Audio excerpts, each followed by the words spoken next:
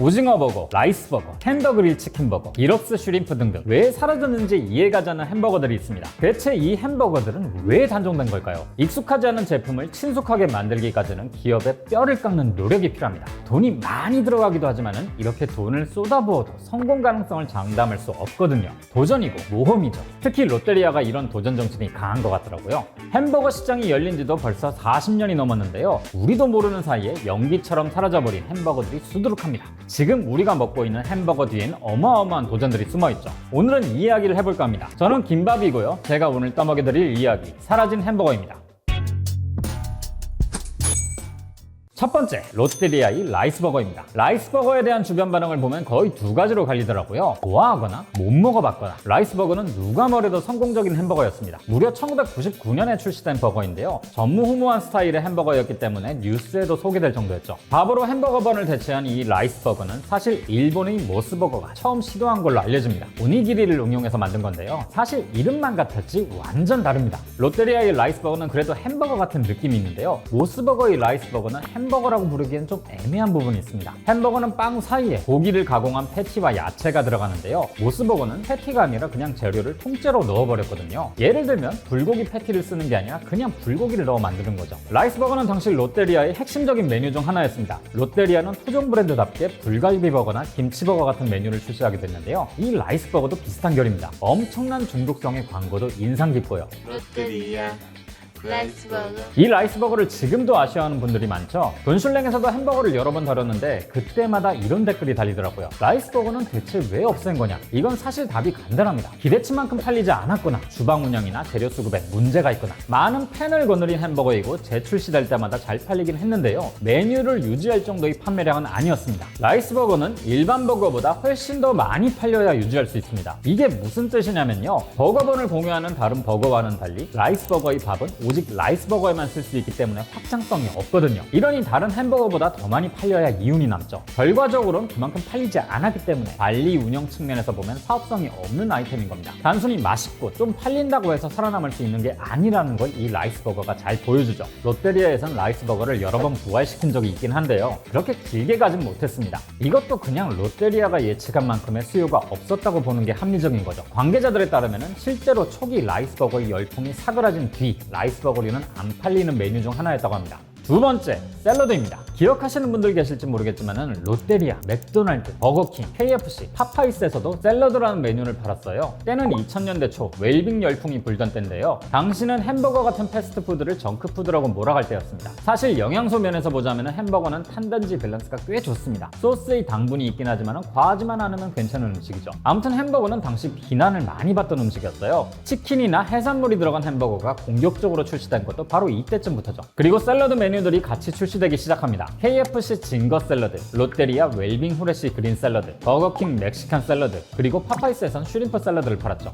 햄버거 가게에서도 건강한 메뉴를 팔 수 있다는 걸 어필하기 위해서였습니다. 결과적으로 보자면 다 실패 메뉴들입니다. 전체 매출에서 1%, 아무리 많게 쳐줘야 5% 정도밖에 차지하지 못했거든요. 이유는 간단합니다. 햄버거집은 햄버거를 먹으러 가는 곳이지 건강식을 먹으러 가는 곳이 아니니까요. 어느 정도 메뉴를 유지하긴 했지만 결국엔 사라졌죠. 세 번째, 버거라 부를 수 없는 버거들입니다. 무슨 말인가 싶으실 텐데 햄버거에 대한 정의는 말씀드린 것처럼 번 사이에 패티와 야채를 넣은 음식입니다. 그런데 가끔 햄버거 브랜드들이 모험을 할 때가 있죠. 대표적인 게 델리파우치나 폴더버거 같은 것들입니다. 델리파우치는 둥근 빵 안에 고기와 야채를 채운 메뉴인데요. 지금 봐도 뭔가 낯설죠? 소비자들은 사실 익숙하지 않은 상품에 쉽게 마음을 열어주지 않습니다. 오히려 거부감을 느끼기도 하죠. 물론 이런 상황에서 운과 노력과 맛이 합쳐진다면 시장의 개척자가 되는 거고요. 델리파우치는 결국 단종을 맞게 됩니다. 롯데리아는 여기에 굴하지 않고 2020년 폴더버거라는 제품을 출시하긴 하는데요. 이 카피가 굉장히 유명하죠. 빵에 패티와 야채를 넣고 접어 먹는 건데요. 이것도 버거라고 부르기엔 무리가 있습니다. 오히려 그리스 간식인 피타기로스와 비슷한 느낌이 들거든요. 이 두 가지도 1, 2년 정도 팔다가 단종을 맞게 됩니다. 네 번째, 저가 버거들입니다. 사람들이 저렴한 음식을 좋아하긴 하지만 저렴하다고 다 좋아하는 건 절대 아닙니다.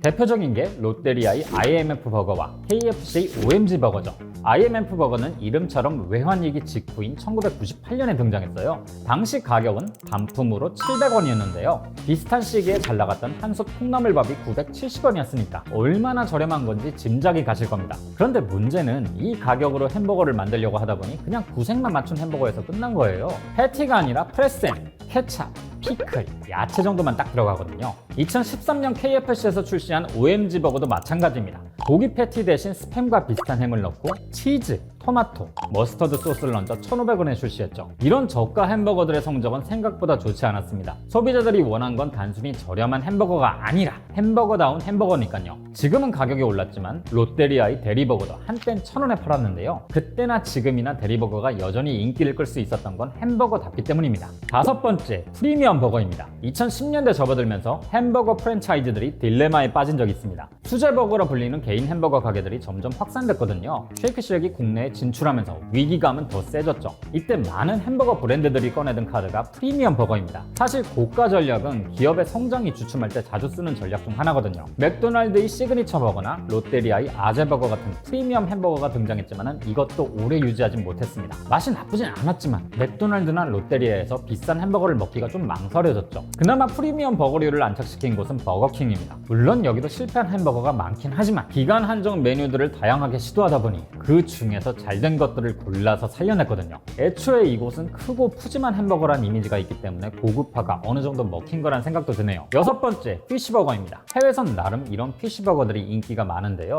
한국에선 그렇게 성적이 좋지 않습니다. 롯데리아 피쉬 햄버거, 버거킹 BK 피쉬 필레가 있었지만 단종됐고요. 그나마 살아남았던 건 맥도날드의 필레오 피쉬입니다. 미국에선 빅맥보다 더 먼저 나온 햄버거이고 한국 맥도날드에서도 1988년부터 팔았는데요. 단종과 재출시를 반복하다 2022년 12월 31일을 마지막으로 더 이상 볼 수 없게 됐죠. 피쉬버거는 사실 한국에선 잘 먹히지 않습니다. 해산물과 생선을 쉽게 구할 수 있기 때문에 생선 메뉴가 그렇게 특별하게 다가오진 않거든요. 돈가스와 생선가스의 인기를 비교해보면 확실하게 와닿으실 거예요. 국내 햄버거 프랜차이즈 중 피쉬버거를 파는 곳은 현재 기준 없습니다. 새우나 게살이 들어간 햄버거는 있지만요.